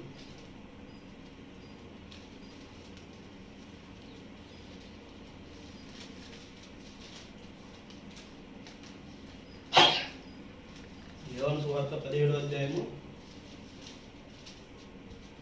5వ వచనం. తండ్రి, లోకం పుట్టక మునుపు నీ వద్ద నాకు ఏ మహిమ ఉండెనో ఆ మహిమతో నన్ను ఇప్పుడు నీ వద్ద మహిమపరచును. తండ్రి, లోకము పుట్టక మునుపు నీ యొద్ద నాకు ఏ మహిమ ఉండెనో ఆ మహిమతో నన్ను ఇప్పుడు నీ యొద్ద మహిమపరచును. హల్లెలూయా. ఈ లోకము పుట్టక మునుపున నీ యొద్ద నేను ఉన్నప్పుడు నాకే మహిమ ఉన్నదో అదే మహిమ ఇవ్వని అంటున్నాడు. ఆమేన్. అర్థమవుతుందా? ఆ మహిమే నీకు ఇవ్వాల్సని చెప్పి దేవుడు మరి నిర్ణయించుకున్నాడు. ఆ మహిమ కలిగి ఉండటం కోసమే సమస్త జంతువుల మీద ఆధిపత్యాన్ని దేవుడిచ్చాడు. ఆమేన్. ఆదాముకి ఇచ్చాడా లేదా? సమస్త జంతువుల మీద అధికారం ఇచ్చి ఉన్నాడు. ఆ అధికారం నీకు ఇస్తడం కోసం దేవుడు చూస్తుంటే నువ్వెక్కడ చూస్తున్నావు? డబ్బు డబ్బు డబ్బు డబ్బు, రోగం, హాస్పిటల్, మందులు. ఏం కోరుకుంటున్నావు? ఇప్పుడు రోగం వస్తే మందులు, సమస్య వస్తే డబ్బులు. వాడికంటే నేను ఏదో చేస్తాను, వాడిని నేను ఏదో ఒక విధంగా నాశనం చేస్తాను. వాడికి మేలు చేయడం కాదు. వాడు తెలుసో తెలుగు పొరపాటు ఒక మాట అన్నాడు అనుకో, ఎదుటోడు ఒకడు మాట్లాడాడు అనుకో, మనం ఏం చేస్తాం? నువ్వు నన్ను అంత ప్రాణంటారా, నా స్థాయి ఏంది, నేనేంటి, నిన్ను అలా చేస్తా ఎలా చేస్తా, నేను ఎంతమందిని చేయాలి, అలా నేను చేస్తే ఎంతమందిని చేయాలో నాకున్న బలం శక్తిని బట్టి. దేవుడు ఎంతమందిని చేయాలో ఎంతమంది చేయాలి. ఎందుకని దేవుడు ఆ అవకాశం ఇవ్వట్లేదు? ఆ పరిస్థితి ఎందుకు కల్పించట్లేదు? నిన్ను నన్ను ప్రేమిస్తున్నాడు, నిన్ను నన్ను రక్షించడం కోసం ఇంకా ఆలస్యం చేస్తున్నాడు. మరణంలోనికి మరి పడిపోకుండా మరణాన్ని జయించడం కోసం నా మాదిరిగా నువ్వు మరణాన్ని జయించాలని ఎందుకు ప్రేమిస్తున్నాడు? అర్థమవుతుందా? దేవుస్తున్న హల్లెలూయా. నిన్ను నన్ను ప్రేమించిన దేవుడు లోకము పుట్టక మునుపున నీ యొద్ద నాకు ఏ మహిమ ఉండనో ఆ మహిమతో నన్ను ఇప్పుడు నీ యొద్ద మహిమపరచము అంటాడు అని విశ్వాసి అడుగుతున్నాడు. ఆ విధంగానే మనము కూడా ఆ విధంగా అలాంటి స్థాయికి రావాల్సి ఉన్నది. దేవుస్తున్న హల్లెలూయా. దేవుని యొక్క పిల్లలమైనటువంటి మనము ఆ విధంగా రావటం కోసమే ఆయన మనల్ని ఆ వాక్యంలోనికి పూర్తిగా తీసుకెళ్ళడం కోసం ఈరోజు ఈ కాలానికి ప్రవక్త మరి బ్రహ్మాం ద్వారా మనకు ఆ వాక్యాన్ని మన నదికి తీసుకొచ్చి ఉన్నాడు. సంపూర్ణమైనటువంటి రహస్యాలు మనకు వెల్లడి చేసినాడు. ఇంకా మనం ఆ వాక్యం గ్రహించలేక ఇంకా పరలోక రాజ్యంలో సృష్టి ఏదో ఉంది అని ఒక భ్రమతోనో పిచ్చితోనో ఒక అయోమయంలోనూ మనం జీవిస్తూ ఉండి నిజంగా మనం వెళ్ళవలసిన దారిని మనం వెళ్ళకుండా, మరి నిజంగా మనం ఉండవలసిన జీవితాన్ని మనం ఉండకుండా, నిజంగా మనం ప్రేమపూర్వకమైన జీవితం మనం కలిగి లేకుండా ఈ లోకంలో ఉన్నటువంటి వాటి కోసం ప్రయాసపడతా, ఈ లోకంలో స్థానం కోసం ప్రయాసపడతా, ఈ లోకంలో ఉన్న కుళ్ళు కుతుల కోసం ప్రయాసపడతా, ఈ లోకంలో ఆధిపత్యానికి ప్రయాసపడతా, నీకు ఇవ్వవలసిన లోకము ఏర్పడక మునుకున్న నీ శక్తి నువ్వు పొందుకోలేక నువ్వు నాశనమైపోతున్నావు. దేవుని హల్లెలూయా. ఈ స్థితిని నువ్వు కలిగి ఉండటం కోసం ముందు దేవుని నామములో ఆశీర్వదించబడు, ప్రభువైన యేసుక్రీస్తు నామములో బాప్తిస్మం పొందాలి. ఆయన యొక్క నామము కింద నువ్వు ఒక జీవాన్ని పొందుకొని ఉండాలి.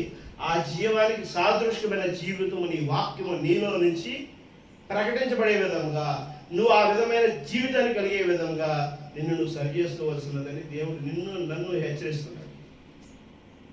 హల్లెలూయా. ఖచ్చితంగా నువ్వు నేను అందరం మార్చుకోవాల్సినటువంటి వారిపై ఉన్నాం. ఈ లోకంలో ఎవరు కూడా పాపం చేయని వారు ఉండరా? అందరూ పాపం చేసిన వారే, అందరూ పాపం చేసినట్టే. ఆ పాపం నుంచి విముక్తి చేయడం కోసమే, ఆ పాపం నుంచి మనం ఎలా బయటపడటం కోసము విశ్వాసిగా ఆ విశ్వాసాన్ని కలిగి ఉండి దేవుని చిత్తానుసారమైన జీవితాన్ని మనం కలిగి ఉండటం కోసమే పరిశుద్ధ గ్రంథం మన మధ్య ఉంది. ఆ పరిశుద్ధ గ్రంథాన్ని మనం వెంబడిస్తే, ఆ వాక్యాన్ని మనం వెంబడిస్తే, మనం తగ్గింపు కలిగిన జీవితంలో మనం జీవించగలిగినప్పుడు ఖచ్చితంగా దేవుని యొక్క సాదృశ్యమైనటువంటి వ్యక్తులుగా మనం సంపూర్ణంగా ఉంటాం. ఆమేన్. ఆ జీవితాన్ని నువ్వు నేను ఉండాలని దేవుని ప్రేమించి నీతో నాతో నేరుగా మాట్లాడుతున్నాడు. ఆ మాట్లాడే మాటని మనం ఖచ్చితంగా గ్రహించగలిగి మరి పాటించేవాడిగా ఉండటం కోసం ప్రయత్నం చేయండి. దేవుని స్తోత్రం. హల్లెలూయా. ప్రార్థన చేసుకోండి.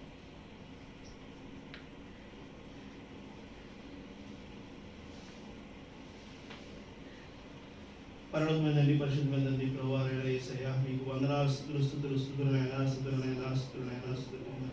స్తోత్రం తండ్రి, స్తోత్రం నాయనా. మిక్కిలిగా ప్రేమించిన నా దేవా, నా తండ్రి, ప్రభువా ఇదిగో ఈ రోజు ప్రభువా నిజంగా నేరుగా మాతో మాట్లాడాలని మేము నమ్ముతున్నాం తండ్రి.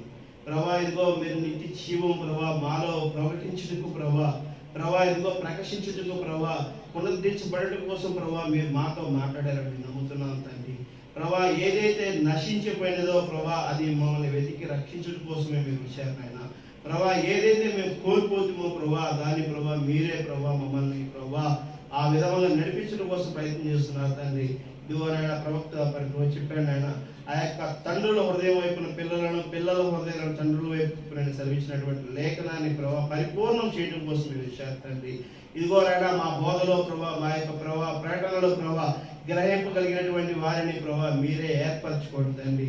ప్రభావ ఇదిగో నాయన నా తండ్రి ఆకర్షిస్తే కానీ నా దగ్గరికి ఎవరికి రాలని ప్రభావ మా యొక్క రక్షకుడు మీ ప్రియ కుమారుడు ప్రభావ చేసిన ప్రార్థన ఇక్కడ రుజువుపరచండి తండ్రి. ప్రభా మీ ప్రభులో ప్రభావం దీవించండి అయినా మీరు ఆకర్షిస్తే కానీ ప్రభా మరి ప్రభా మా యొక్క సంఘము ప్రభా మరి యొక్క జీవము ప్రభా వారు మా దగ్గర రాగలిగి పరిస్థితి ఉండదు తండ్రి. ప్రభా మరి ప్రభా ప్రతి ఒక్కరిని మీరే మాట్లాడండి తండ్రి. ప్రతి ఒక్క వ్యక్తితో ప్రతి ఒక్క హృదయంతో మీరు మాట్లాడండి అయినా, స్వస్థపరచండి అయినా, దీవించండి అయినా. ఎవరైతే అవసరాల కోసం ప్రార్థిస్తున్నారో వారందరూ దీవించండి అయినా. ప్రభా ఇదిగో నాయన ప్రార్థన అవసరం కలిగిన ప్రతి బిడ్డగా దీవించండి అండి. ప్రతి కుటుంబంలో కార్యం చేయండి తండ్రి. స్వస్థపరిచి దీవించగలుగుతారని కోరుకుంటున్నాం తండ్రి. ప్రతి ఒక్క కార్యంలో ప్రభావ మీరు తోడుగా నిలిచి దీవించండి అయినా. ఎటువంటి ప్రభావ సాతాన శక్తులు మా మీద ప్రభావితంగా దీవించండి అయినా. ఇదిగోనైనా వరద విమోచనతో ప్రభావ ఎంతో మంది ప్రభావ అతలాకుతం అవుతున్నారు అయినా. ప్రతి ఒక్క బిడ్డకి ప్రభావ అవసరం తీర్చండి నాయన. మీ యొక్క చెయ్యి అందించండి తండ్రి, మీ రక్షణ అందించండి తండ్రి. ప్రభా మీరు చేసే సాయం అయితే ప్రభా తాత్కాలికమైన తండ్రి. ప్రభా మీరు చేసే సాయం ప్రభా అమూల్యమైన తండ్రి. ఇదిగో నాయన ప్రభా కొందరు తెలుసో తెలియకో ప్రభా తప్పులు చేసి ఉంటే క్షమించండి తండ్రి. ప్రకృతి ప్రభా మరి ఉగ్రము వస్తే ప్రభా మరి ఏ స్థితిలో ఉంటుందో కూడా ప్రభా మనుషులు గ్రహిస్తున్నారు నాయన. ఆ ప్రకృతిలో జీవమైన దేవుడు మీరున్నారని ప్రభా మేము నమ్ముతున్నాం తండ్రి. ప్రభా ఇదిగో నాయన యొక్క జీవం కలిగిన దేవుడు నిన్న నేడు నిరంతరం ఏకరీతిలో ఉన్న దేవుడు తండ్రి. ప్రభా సత్యవంతుడు నాయన, నీతిమంతుడు తండ్రి, యథార్థవంతుడు తండ్రి. మిమ్మల్ని మేము గ్రహించలేనటువంటి అజ్ఞానంలో ప్రభా ఒక స్థితిలో ఒక స్థాయిలో ఒక ప్రభా ఒక పరిధిలో మేము జీవిస్తున్నాం తండ్రి. ప్రభా మా యొక్క ఆచారాలు ప్రభా మా విశ్వాసాలు ప్రభా మా యొక్క ప్రభా ప్రవక్తలు ప్రభా ఏదైనా ఉంటే ప్రభా మమ్మల్ని క్షమించండి తండ్రి. మీ చిత్తానుసారంగా మేము జీవించడం సహాయం చేసి దీవించండి ఆయన. ఎక్కడైతే ప్రభా మేము పడిపోయామో అక్కడ మమ్మల్ని నిలబెట్టండి తండ్రి. ప్రతి బిడ్డని దీవించండి ఆయన. ఇదిగో నాయన సమస్త లోకమును ప్రభా పరిరక్షించిన దేవుడు మీరు తప్పనించి వేరే దేవుడు లేడు రాడు ఉండబోడు తండ్రి. ప్రభా ఆత్మస్వరూపైన నా దేవా నా తండ్రి ప్రభా మీ యొక్క ఆలోచన మేము గ్రహించి కృప దయచేయండి తండ్రి. మా ప్రార్థన ఆలకించండి తండ్రి. ప్రభా మీ ఉగ్రత నుంచి ప్రభా మమ్మల్ని విముక్తులు చేయండి తండ్రి. ప్రభా జరుగుతున్న పరిణామాలను మీరు తోడే ఆశీర్వదించండి నాయన. ఇదిగో నాయన రేపు మంగళవారం ప్రభా ఇదిగో సాయంత్రం ఇక్కడ కూడికి పెట్టుకోవాలని ప్రభా మరి ప్రభా మేము ఇక ఏర్పాటు చేసుకుంటున్నట్టుగా ప్రభా ప్రతి ఒక్క పరిస్థితిని మీరు తోడ్పరచండి. మీ యొక్క రక్షణ దయచేయండి తండ్రి. మీ యొక్క కృపలో ప్రభావ పాత్ర చేయండి తండ్రి. ఆ కూడికంతా విజయవంతంగా జరగడం సహాయం చేయండి. రావాల్సిన సేవకులని ప్రభా సకాలంలో రావడానికి మీకు కృప దయచేయండి తండ్రి. మీ చిత్తానుసారంగా జీవించగలుగుతారని కోరుకుంటున్నాం మా తండ్రి. సమస్తమును సఫలపరచగలుగుతారని కోరుకుంటున్నాం తండ్రి. ఇదిగో రాయగారి కుడికిలో ప్రభా ఇదిగో బుధవారం మరి మంగళవారం నుంచి ప్రభా శనివారాలు కూడికలన్నింటినీ కూడా ప్రభా ఆ యొక్క కాకినాడలో జరిగే కూడికలు జరిగే ప్రభా చింతాపురంలో జరిగే కూడికలన్నింటినీ తండ్రి. ప్రభా ఏ బిడ్డతో మీరు మాట్లాడాల్సిన బిడ్డతో స్వయంగా నేరుగా మాట్లాడండి ఆయన. స్వస్థపరిచి దీవించండి ఆయన. ప్రతి ఒక్క అవసరతను తీర్చగలుగుతారని కోరుకుంటున్నాము తండ్రి. సమస్తమును మీ చేతులు అప్పగించుకుంటున్నాము తండ్రి. ప్రభా యేసయ్య ట్రాన్స్లేట్ విషయంలో అయితే మీ ప్రభా యొక్క ప్రభా ఆహారము సమకూర్చే విషయంలో అయితే విశ్వాస రాకడ విషయం మీ తిరిగి వెళ్ళడం విషయం ప్రతి విషయంలో ప్రభా మీ యొక్క చేతులకి ప్రభా అప్పగించుకుంటున్నాం తండ్రి. సమస్తమును మీ చేతులు అప్పగిస్తున్నాం తండ్రి. ప్రభా మీరే మీ కృపలో ప్రభావ నడిపించగలుగుతారని కోరుకుంటున్నాం తండ్రి. ప్రతి కార్యమును మీ చేతులు అప్పగించుకోవడం తగ్గించుకుంటే కనుక మేము మీరే పొందుకోమని ప్రభు యేసుక్రీస్తు నామంలో అడిగి వేడుకుంటున్నాం మా తండ్రి. ఆమేన్. హల్లెలూయా. ఇప్పుడు